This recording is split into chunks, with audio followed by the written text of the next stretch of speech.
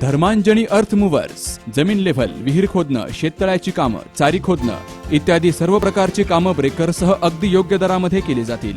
संपर्क भाऊसाहेब घुले 9850 41 13 18 75 59 25 99 49.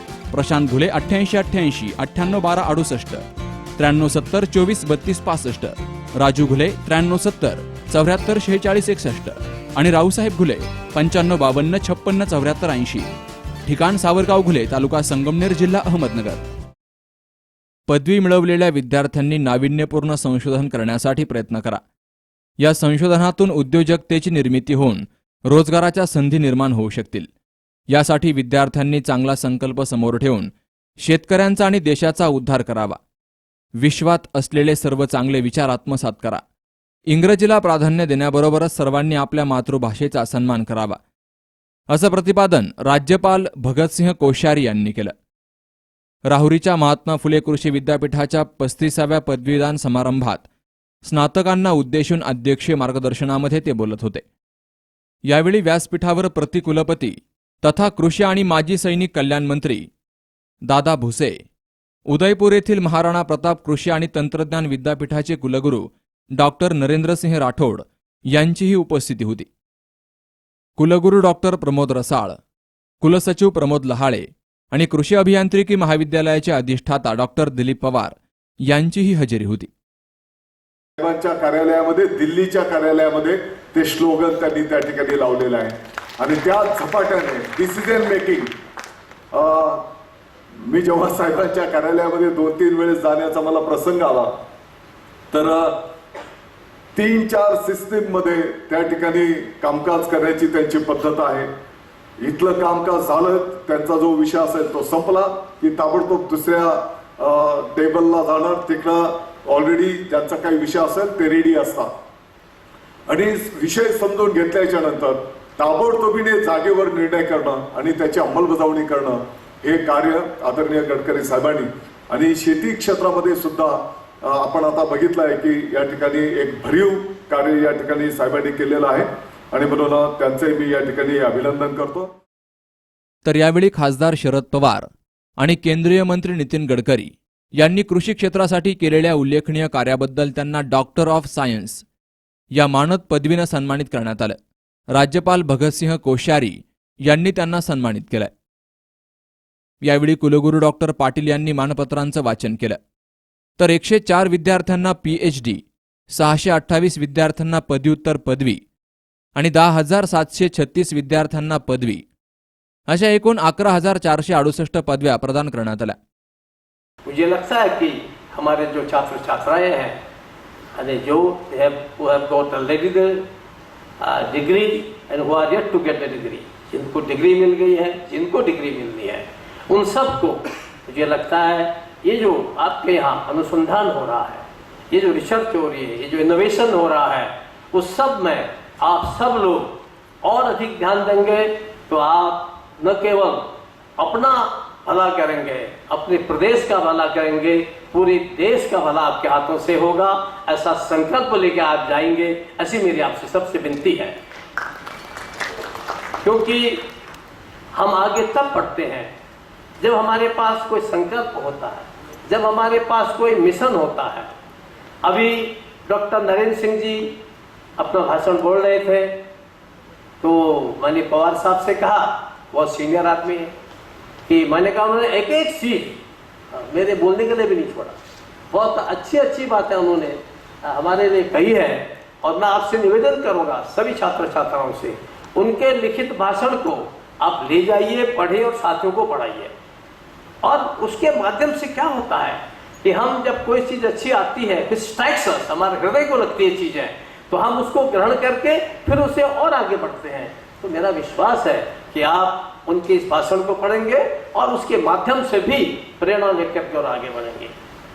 जहां तक का कृषि का सवाल है, मेरे सामने तो दोनों कृषि के क्षेत्र में जिन्होंने बड़ा काम किया, उसी साहब ने बड़ी तारीफ कर दी, मैं आगे क्या करूं उससे. तो हमारे पवार साहब और गडकरी जी का हर क्षेत्र में बहुत बड़ा योगदान है. लेकिन कृषि के क्षेत्र में पवार साहब का कृषि कोऑपरेटिव तो विशेष योगदान है ही है, परंतु मुझे आश्चर्य लगता है कि नितिन जी भी ऐसी मल्टी डायमेंशनल पर्सनालिटी है। पता नहीं ये लिटरेचर की बातें शायद उतना नहीं कम पढ़ते होंगे, नहीं तो इनका ध्यान मेरी तरह इधर उधर चला जाता है। लेकिन तो जो व्यवहारिक जगत में कोई भी फील्ड हो, ऐसे लोग मिलते कम है। आपको कभी कभी शरद पवार जी के पास जाना चाहिए, पूछना चाहिए क्या हम कर सकते हैं, particularly those who are now PhD, जो आपने पीएचडी डिग्री कर ली है, and particularly those who are your teachers, this what you call professors, उनके पास बहुत ज्ञान है।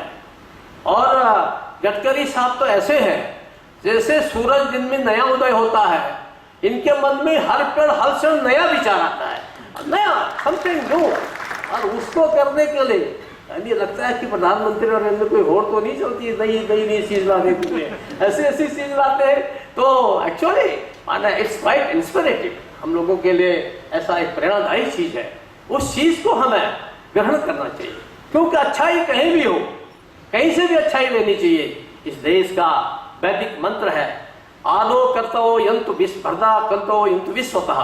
सारे देश विश्व से जहां से भी अच्छे विचार हो, अच्छी बातें हैं, वो हमको ग्रहण करनी चाहिए। आप सबको ये ध्यान रखना चाहिए। जब मैं बोलता हूं कि मराठी में बोला करो, अपनी मातृभाषा में बोला करो, मैं आपके वाइस चांसलर साहब चूंकि दिल्ली से अभी भी आए हैं या ICAR से आए हैं, मैंने उनको टोका नहीं, वरना मैं उनको भाषण देते समय भी कहता कि आप मराठी में बोलो ना। बाद में मैंने कहा कि आप मराठी में बोलिए, क्योंकि हम अगर अपनी माता का, अपनी मातृभाषा का और अपनी मातृभूमि का सम्मान नहीं करेंगे तो हम कुछ कर ही नहीं सकते, कुछ कर ही नहीं सकते। शरद जी बहुत अच्छी इंग्लिश बोलते हैं, मेरे से अच्छी बोलते हैं, मैं भी थोड़ा बहुत बोलता हूँ, थोड़ा बहुत पढ़ा हूँ, लेकिन हमारा कहना है कि हमको यथाशक्ति हमारा किसान, कल मैंने किसानों की एक बैठक बुलाई थी, हमारे VC साहब ने 15-20 लोग थे, बहुत अच्छा उन्होंने अपनी चीज प्रस्तुति की। लेकिन उनमें से एक ने कहा मैं तो 8 पास हूं, किसी ने कहा मैं कुछ हूं, और जो ज्यादा पढ़ा लिखा था लड़का उसने कहा साहब मैं ये सब तो कर रहा हूं, लेकिन लोग जेलसी करते गरीब होगा। लेकिन जो कम पढ़ा लिखा था उसने ये नहीं कहा कि जेलसी करते हैं। तो अब आप ऐसे लोगों को जितना अच्छा काम कर रहे हैं, 8 पास से बिना 8 पास के भी अच्छा काम कर रहे हैं, उनको किस भाषा में सिखाओगे? बंगाल जाओगे तो बंगाली में, तमिलनाडु जाओगे तो तमिल में, महाराष्ट्र आओगे तो मराठी में। तो इसलिए हमारी कोशिश होनी चाहिए कि हम उस दिशा में बढ़े। हमारे प्रधानमंत्री जी का बड़ा आग्रह है कि हम, और आपसे मेरा निवेदन है पर्टिकुलरली टू प्रोफेसर्स, कि हम सब लोग कोशिश करें कि कृषि के, यांत्रिकी के जो भी विषय है उनको हम क्या अगले 4-5 साल में मराठी में अनुवादित कर सकते हैं। अंग्रेजी पढ़िए, अंग्रेजी से मेरा विरोध नहीं है क्योंकि मैं खुद ही अंग्रेजी पढ़ा हूं, लेकिन अंग्रेजी का अच्छा से अच्छा ज्ञान करिए, पर हम मराठी में बोल सकें, अपनी मातृभाषा में बोल सकें या उस पर पढ़ा न सकें, ये बड़ा कठिन है। अच्छा लगता है आगे आप कृषि भी, मैं सब जगह सब विश्वविद्यालय में ही बोलता हूँ कि हम उस दिशा में भी हम लोग प्रयास करें। मैं आपने बाहर एक आपका मोटो लिखा था, मैंने देखा था, अन्नम क्या है, अन्नम बहुकुर्मी तदव्रतम, आपके बाहर लिखा हुआ है जो आपका इसका विश्वविद्यालय का ध्येय वाक्य है, लिखा है अन्नम बहुकुर्मी तदव्रतम, हम बहुत अन्न पैदा करेंगे, ऐसा हम व्रत लेते हैं, हम ऐसी प्रतिज्ञा करते हैं। तो आपको ये प्रतिज्ञा हर समय धारण करनी चाहिए अपने मन के अंदर, वो का लिखने के लिए नहीं है, दिखाने के लिए नहीं है, व्यवहार में प्रैक्टिकली लाना चाहिए। हम कैसे अन्न ज्यादा पैदा करें, और मुझे लगता है कि आप लोग कोशिश कर रहे हैं, हमारे प्राध्यापक लोग कोशिश कर रहे हैं। और मैंने देख करके यहाँ के महाराष्ट्र कृषि की, मैं उत्तराखंड में, मेरा प्रदेश उत्तराखंड है, मैं वहां लोगों को बोलता हूँ कि आपको सीखने के लिए महाराष्ट्र जाना चाहिए, ऐसे बोलता हूँ। क्यों बोलता हूँ कि बहुत से किसानों ने बहुत अच्छा प्रगति की है। मैं पिछले दिनों मेरे एक मित्र मिले, एक सज्जन मिले, नाउ ही माय फ्रेंड, पहले तो नहीं थे, यहाँ नहीं आए, प्रोफेसर हिंगमरे। उन्होंने मुझसे कहा सर मैं आपका एक कार्यक्रम चाहता पूना में बहुत से किसानों के बीच में। तो मैंने कहा क्या है, मैं वहां नहीं आ पाऊंगा। तो बाद में उन्होंने कहा कि मेरा प्रोग्राम आप राजभवन मुंबई में रखिए, और वो किसानों को लेकर के आए, कम से कम 20-25 अलग अलग जिलों के। तो उन्होंने कहा, किसानों ने, प्रोफेसर हिंगमरे का ज्यादा आग्रह है कि हम ये जीआई टैगिंग कराएं, ये जो ज्योग्राफिकल इंडिकेटर्स है, किस जमीन पर क्या चीज होती है, क्या उसकी चीजें हैं, और ये जीआई टैगिंग करा के जब हम पेटेंट कराते हैं तो हमारे किसानों ने बोला कि साहब जो हम राजमा 40 रुपया किलो बिकते थे वहां ब्रिटेन में जाकर के 120 रुपया किलो बिक रही है। बोले हमको चौगुना, यानी 400 टाइम, जिसको अंग्रेजी में परसेंट कहते हैं, चौगुना मिल रहा है। ये किसानों ने कहा। बड़ी बड़ी वहां बनाना का लेकर के या फलाह लेकर के किसान लोग आए थे। तो हम सब लोग I will request all the professors and staff also fellow यहाँ कि जो इस कोशिश करें कि हम अधिक से अधिक पेटेंट कराएं और जो खेती करें वो जीआई के हिसाब से कराएंगे। तो मुझे लगता है कि हमारा किसान सुखी होगा। कल एक आध किसान ने कहा कि यही आप कर देंगे तो हम ये जो आत्महत्या होती है वो नहीं होगी, किसान बोलता है। तो मुझे लगता है कि उसको इस दिशा से भी और आगे बढ़ाएंगे। तो आप सबका अगर सहयोग रहा, और पर्टिकुलरली जो अपने हमारे छात्र हैं जिन्होंने आज पदवी ग्रहण किया है वे, और हमारे सारे प्राध्यापकगण, मेरा आपसे निवेदन है कि आप सब लोग उस दिशा में प्रयास करिए जिससे अच्छा पैदा हो और बाहर जाए, बाहर जाकर के अच्छी कीमत मिले, उस दिशा में भी आपका योगदान रहेगा। तो निश्चित रूप से आपको भी अच्छा लगेगा और हमको भी अच्छा लगेगा। वो जहां तक कृषि का सवाल है, कभी कभी लोगों को लगता है क्या कृषि कोई लास्ट चॉइस है क्या? तो मुझे लगता है ऐसा नहीं है। हमारे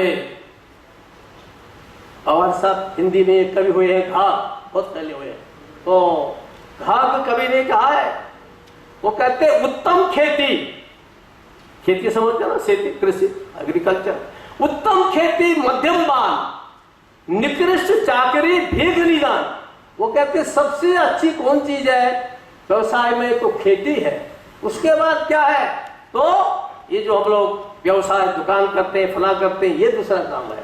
तो उसके बाद तीसरा क्या है? तो तीसरी चीज वो कहते हैं निकृष्ट चाकरी, चाकरी को निकृष्ट कहते हैं। और इसलिए मुझे भी एक बार बचपन में जब मैं पढ़ लिख गया तो लोगों ने कहा नौकरी करो, तो मैंने कहा मैं घाट का संवर्धक, तो नौकरी नहीं करूंगा।